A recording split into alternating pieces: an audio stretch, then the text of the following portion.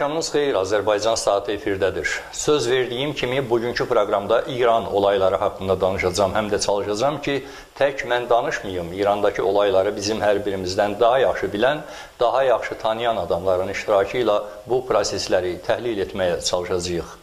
Açığı hesab etmirəm ki, İranın daxili siyasi həyatını pis bilənlərdən sayılıram, amma hər halda bu məsələlərin içində olan adamlarla da məsləhətləşmək, onların fikirlərini təqdim eləmək sizin üçün xüsusilə maraqlı və faydalı olardı deyə düşünürəm. Turan TV tərəfindən və qardaşım Qənimət bəy Zahidovun tərəfindən bəzi suallar verilib ki, reportaj olaraq düzənlənsin və Turan TV-də yayılsın. Mən çalışacağım ki, bu suallara az və öz olaraq ən qısa zamanda lazım olan cavabları vermiş olar. Və İran proseslərində xarici maraqlar hansı şəkillərdə özünü göstərə bilər? Bu zamana qədərki söhbətlərimdə bu məsələlər barədə bəzi mühüm nüansları qeyd etmişəm. Ola bilsin təkrar oldu, amma hər halda qeyd edəcəm. Xaricdən gələn dəstək çağırışlarında İranda təkrarən şah rejiminin qurulması notları var. Şah ailəsinin təkrarən hakimiyyətə qaytarılması İranın bütövlüyünü qorumağın yeganə qarantiyası kimi qabardılır. Bu təəssüf ki, həm də əlaşsızlıqdan yaranmış bir ümiddir. Nəyə görə əlaşsızlıqdan? Ona görə ki, dini hakimiyyətin qurulduğu zamandan indiyə qədər İranda siyasi müxalifətin varlığına imkan verilməyib, cəmiyyət siyasi alternativ yaratmaq haqqından məhrum edilib. İndiki mərhələdə hər hansı kəskin dəyişikliyə sahib çıxa biləcək siyasi komanda və ya təşkilat yoxdur. Prosesin gedişində yarana biləcək siyasi birliklər isə konstruktiv ola bilməz, bütün ölkədə nüfuz sahibi ola bilməz. Hətta Yaşıl Hərəkat da ümum İran kontekstində etimad komandası formalaşdıra bilməz. Hər şeydən əvvəl ona görə ki, Yaşıl Hərəkatın lideri və ya əsas funksionerləri də indiki dini siyasi elitanın tərkibindən qopmuş adamlardır. Məsələn, bu günləri ev həbsində olan mühəndis Musəvi, bilirsiniz, Ayətullah Xümeyni zamanında 8 il başbakan, baş nazir olub və Ayətullah Kərrubi ki, bu günlər, o da ev zindanında ölüm halındadır. O da illər boyu, əziz olsun xidmətinizə, parlamentin və məclisin başında olublar. Bəlkə 10 ilə yaxın. Bu günlər bunlar həbsdədirlər və işgəncə olaraq yaşayırlar. Hər halda və Xatəmilər, Rəfsəncaninin şübhəli ölümü, Rəfsəncanı da ortada idi və reformistlərə mütəmayil idi. O da bir şübhəli ölümlə getdi və Xatəmi bu günlər təqribən məmnu təsvirdir. Məmnu'ul müsahibədir, yəni röportaj yapılmır, müsahibə yapılmır və hətta dışarıya çıxa bilməz. Və Rəfsəncaninin bəzi evlatları da, qardaşları və oğulları da məmnu'ul xuruzdur, yəni dışarıya çıxmaqları yasaqdır. Hər halda, belə deyim ki, bir mübarizə var, bir toqquşma var, bir çatışma var reformistlərlə mühafizəkarlar arasında. Və təbii ki, reformistlər illər boyudur. Yəni Ayətullah Xümeyni gedəndən və Ayətullah Xamenei iş üstünə gələndən demək olar ki, get-be-get, hər il gedə-get mühafizəkarlar qalxıblar, yüksəliblər, gücləniblər və hakimiyyəti və imkanları reformistlərin əlindən alıblar. O hətta ki, bugün dedim, reformistlərin halı nədir? Mühəndis Musəvilər, Ayətullah Kərrubilər, Rəfsəncani və ailəsi, Xatəmi ki, illər boyu prezident olub. Hər halda ölkənin xaricində diasporanın yarada biləcəyi, yaxud bu zamana qədər yarada bildiyi avtoritetli siyasi komanda yoxdur. Şah bu baxımdan konsensus kimi təklif edilə bilər. Amma indi İrandakı nəsil şah hakimiyyətini ya xatırlamayan, ya da daha çox negativləri ilə xatırlayan bir kütlədir. Azaraq şahçı da var, yəni bunların kənarında bu da var. Bilirsiniz, Amerikada şahın oğlu vəliəhd sayılan sözdə o və şahın xanımısı və şahın bütün nazirləri, bakanları bunlar ki, həyatdadırlar. Və şah zamanında parlamento olan millət vəkilləri onlar ki, həyatdadırlar. Və gizli servisin başında olanlar onlar ki, həyatdadır. Və bütün ordunun başında olanlar Onlar ki, həyatda. Hamısı buradırlar. Və milyardlar bunların mali və maddi imkanları var. Bunlar da bəzi hərəkətləri var. Doğrudur, İranın mərkəzi əyalətlərində, daha çox da farsların yaşadıkları ərazilərdə şah rejiminin bərpasını İran fars kültürünün təntənəsi kimi qəbul edən böyük bir zümrə də var. Amma bu, ölkənin bütün xəritəsini birləşdirəcək ideya kimi qəbul edilməz. Nəzərə almaq lazımdır ki, İranda farslar əhali çoxluğu deyil, başqa çox saylı millətlər var və onların hamısının yaddaşında şah rejimi etnik diskriminasiyaların daşıyıcısı kimi qalıb. Zaten də şah hakimiyyətinin devrilməsinin əsas səbəblərindən biri korrupsiya olsa da, digər mühüm səbəb də etnik diskriminasiyalar idi və elə buna görə də təsadüfi deyil ki, İran İslam inqilabının əsas mərkəzlərindən biri Təbriz şəhəri idi. Ana Təbriz, ata Təbriz, dədə Təbriz, əsas Təbriz orta dirəkdir. Azərbaycanın baş kəndidir. 50 milyonluq Oğuz türkü Azərbaycanın baş kəndidir. Güney Azərbaycanın da baş kəndidir. Güney Azərbaycanın omurqasıdır, orta dirəyidir. Təbriz tərpənmədən, hərəkət etmədən, iradə eləmədən heç bir hesaba gələn addım, hərəkət ola bilməz və yoxdur. İndiki ərəfədə istər İran diasporunun daha çox zənginliyi ilə fərqlənən kəsiminin, eləcə də nüfuzlu qərb qüvvələrinin masasının üzərində İranda şah hakimiyyətini bərpa etmək versiyası dayana bilər. Bu ideyanı bugünkü İranın daxilinə tətbiq etmək isə çoxlu ziddiyyətlər də doğura bilər. Qərbdə böyük güclə təşkilatlanan, ölkənin daxilində isə ciddi təsir imkanları olmayan Mücahidani Xəlqi İran partiyasının da fəallaşması hiss olunur. Bu təşkilat İslam inqilabından sonra da uzun müddət silahlı müqavimət mərkəzlərini saxlaya bilən radikal solçu qüvvədir. İndi Avropada onların böyük şəbəkələri var. Bu şəbəkələr yaxşı biznes təşkilatları baxımından da güclü maliyyə dəstəyinə sahibdirlər. Mücahidlərin isə nə İranda, nə də xaricdə böyük və ciddi sayılacaq dəstəyi yoxdur. Amma onlar özlərini qabartmaqla, güya hansısa dəstəyə sahib olduqlarını göstərmək istəyirlər. Onların İrandakı proseslərə müdaxiləsi isə tamamilə əks nəticələr verə bilər. Prosesi söndürər ya da ciddi hərbi qarşıdurmalar yarada bilər. Buna görə də İrandakı hakimiyyətin gələcəyi baxımından xarici təsir versiyaları haqqında hələlik bir şey söyləmək mümkün deyil. Doğrudur ki, şah tərəfdarları İrandakı proseslərə nüfuz edə bilmək üçün effektiv yollar axtarırlar. Doğrudur ki, hətta Fərəh Pəhləvi dalbadal bəyanatlar verərək proseslərin mənəvi siyasi ruhuna təsir etmək istəyir. Amma onların nə qədər uğurlu ola biləcəyi hələlik dumanlı və şübhəli görünür. Həmin şübhələrdən bəzilərini mən sadaladım. Buradan mühüm aspektlərdən biri əlbəttə odur ki, İranın bütün əhalisi bu proseslərdə başlanğıcdan eyni fəallıqla iştirak etmir.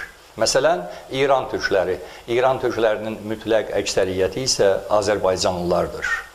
Azərbaycanlılar bu prosesdə xüsusi fəallıqla seçilmirlər. Baxmayaraq ki, bu zamana qədər İranda baş verən bütün siyasi dəyişikliklər məhz Azərbaycandan başlayıb, Təbrizdən başlayıb, Azərbaycanlıların bu prosesə qatılmaq həvəsində olmadıqları da bir çox səbəblərlə bağlı idi.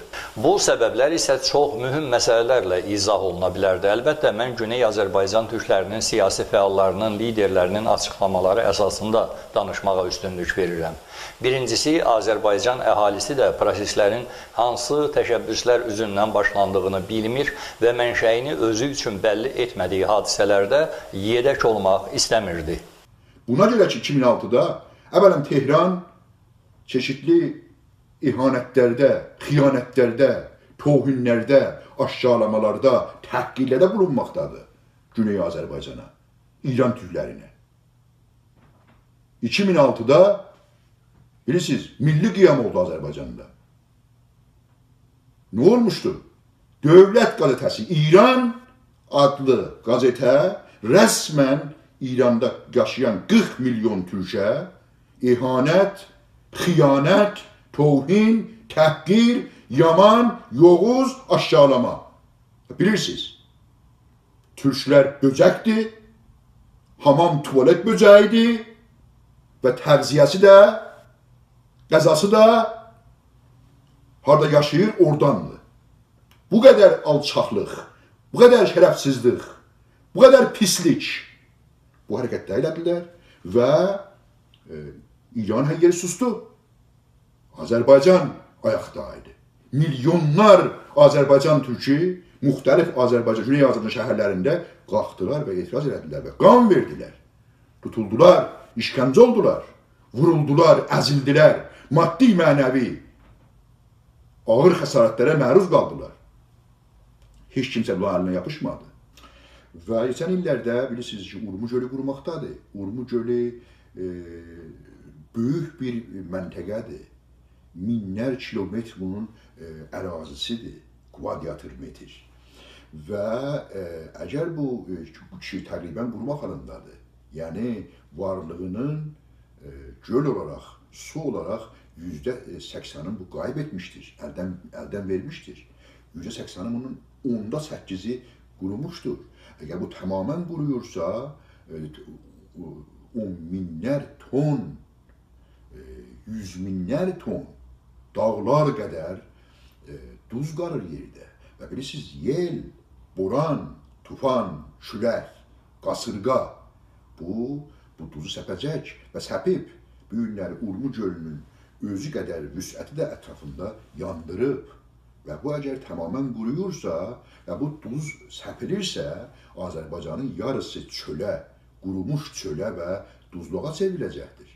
Buna Azərbaycanlılar etiraz edirlər və tutulurlar, işgəncə olurlar, vurulurlar. Və İranın heç bir yerindən bunlara dəstək vermirlər. Bunları Təbrizdə unutmayıblar. Ona görə Azərbaycan bunu öz müşkülü görmür. Azərbaycanlı bu günləri hər açıdan bütün siz şəxsi və milli, fərdi və cəmi haqlarını nəzərdə alın. Bu günləri Azərbaycan türklərinin hamısından məhrumdur.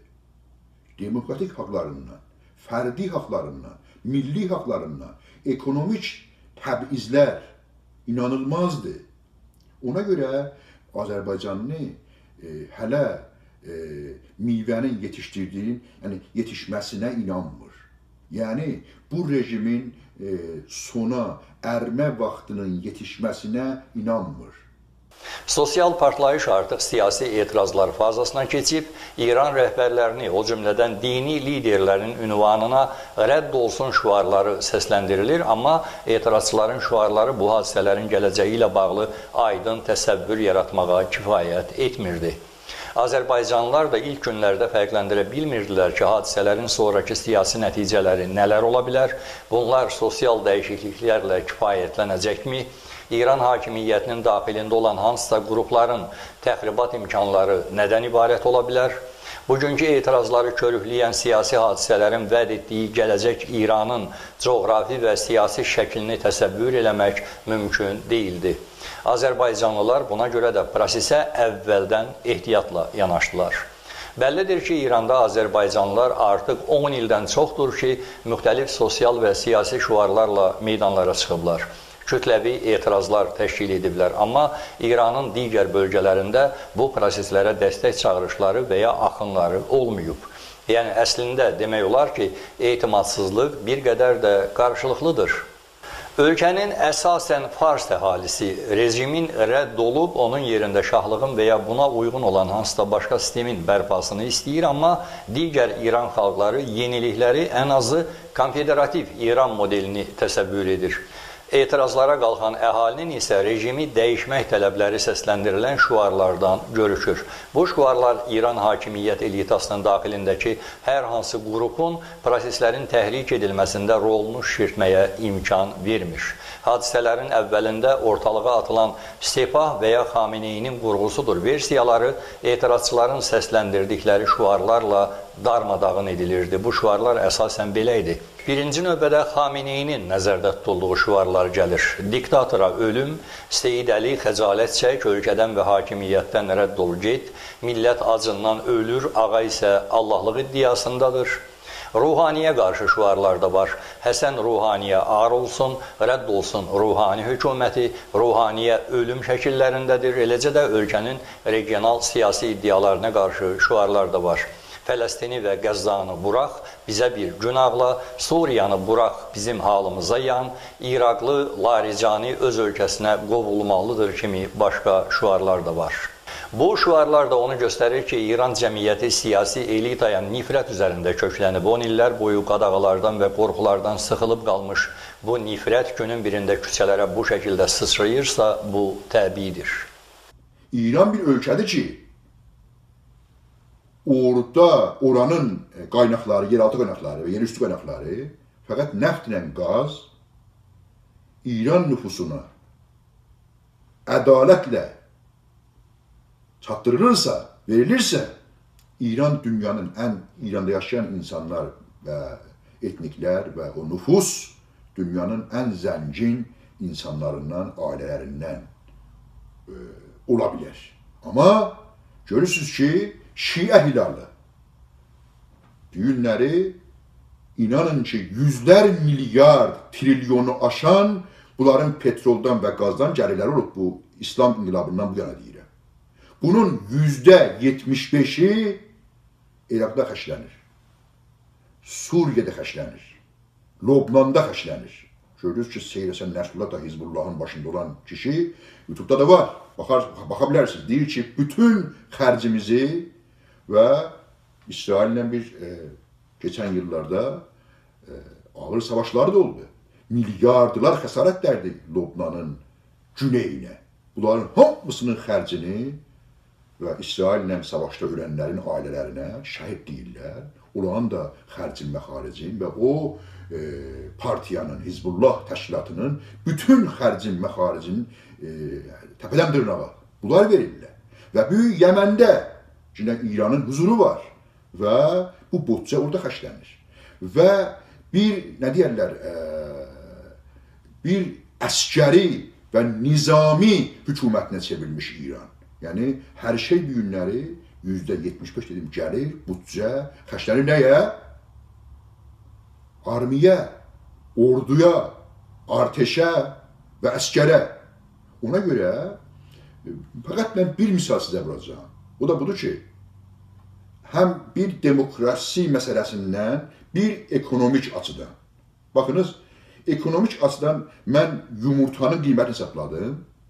İranda olan şəxslərin normal gəliri Amerikalıların 1/10'idir.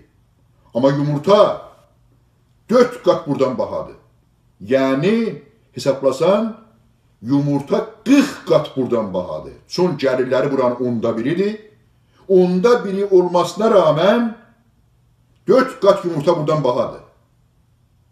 Gelin sizin hesabınızı. Demokrasi məsələsi bir, dedim, əskəri hakimiyyətdir. Sanki korit olub və bütün azadlıqlar, bütün şəxsi, fərdi və ictimai hüquq dayanıb və bir ordu hökumət edir bir ölkəyə. Vəziyyət İranda o cürdür və sosial açıdan seçib seçmə yoxdur. Bu günləri bütün sahələrdə siz dini lideri hesablayın, prezidenti hesablayın, bakanları ya nazirləri hesablayın və parlamento olan millət vəkilləri. Hamısı ya gizli servis ittilatın başçılarıdır, geçmiş küllü müdürləridir və ya Sipahın komandanlarıdır.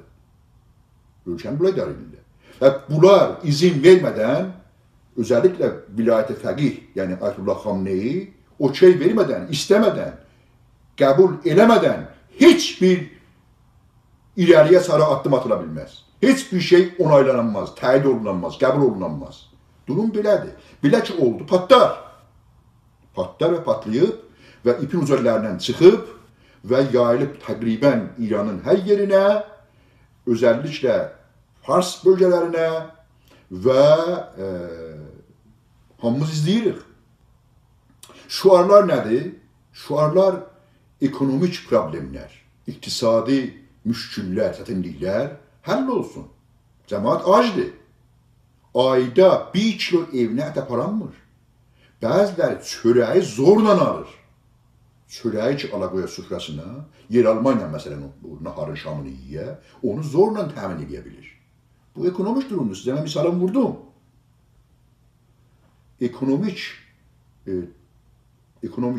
Ekonominin bu ağır və çətin vəziyyətinin düzəlməsini istəyirlər. Və demokratik haqlarının qaytarılmasını, verilməsini istəyirlər. Sosial vəziyyətin düzəlməsini istəyirlər. Xanımlar birlik, bərabərlik haqlarını istəyirlər. Və millət də millətin iradəsinin hakim olmağını istəyirlər. Bir fərdin, bir şəxsin, bir ayətullahın yox. Millətin tək-təkinin və cəminin iradəsinin hakim olmasını istəyirlər. Adamlar görürlər ki, sosial vəziyyətin gündən-günə ağırlaşdığı, qiymətlərin sürətlə artdığı bir ölkədə dövlət hakimiyyəti daha çox regional xarici siyasət layihələrinə və totalitar rejimin inzibati dayaqlarının güclənməsinə böyük diqqət və vəsait ayırır. İranın xarici siyasət layihələri isə daha çox vəsait tələb edir. Məsələ burasındadır ki, sanksiyalar və eyni zamanda həm də siyasi sanksiyalar səbəbindən küncə sıxılmış ölkə öz iddialarına uyğun regional siyasi layihələri icra etmək üçün çox böyük pullar ayırmalı olur. Bu pullar isə daha çox mənşəyi və məramı şübhəli olan, bölgədə müxtəlif siyasi niyyətlər üçün istifadə edilən yarım hərbi və ya hərbi siyasi təşkilatlara ayrılır və neft pullarının da əhəmiyyətli hissəsi bu cür layihələrə xərclənir. Eyni zamanda rejimi ayaqda saxlamaq üçün polisə, xüsusi xidmət orqanlarına, orduya ayrılan böyük vəsaitlər, müdafiə ordusu deyil, hücum ordusu qurmaq üçün xərclənən ağla gəlməz dərəcədə böyük vəsaitlər var. O da faktdır ki, bu tipli ölkələrin hamısı üçün xarakterik olan büdcə korrupsiyaları var. Gözəl irəliləmişik. İran millətləri olaraq, İran adlanan yerdə yaşayan etniklər, millətlər olaraq inanılmaz uyanış var, milli və siyasi şuur get-bə-get güclənməkdə və yüksəlməkdədir.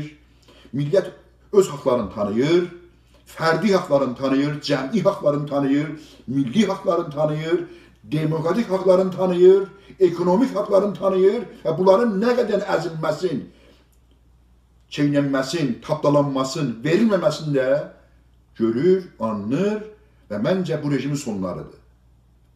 Bu rejimin sonlarıdır, amma bu zaman aparacaq. Bu xəmir yenə də bir miqdar su aparacaq. Buna dözməliyik və gələn illərdə şahid olacağıq ki, nə deyərlər, küfrlə, hakimiyyət, hətta imperatorluq qura bilərsən, zülmlə quranmasan. Zülmün sonu yoxdur. Zalimi tutar məzlumun ahı, zalim şahı da yendirər təxtdən yine məzlumun ahı və bu zalim rejim də yaxın gələcəkdə, gələn illərdə məncə bir devrimlə, bir inqilabla yerini demokratik bir hakimiyyətə verəcək və əlbəttə ki, yerində yaşayan millətlər və etniklər öz haqlarına, öz müqəddəratına sahib çıxmalıdırlar və yiyə durmalıdırlar.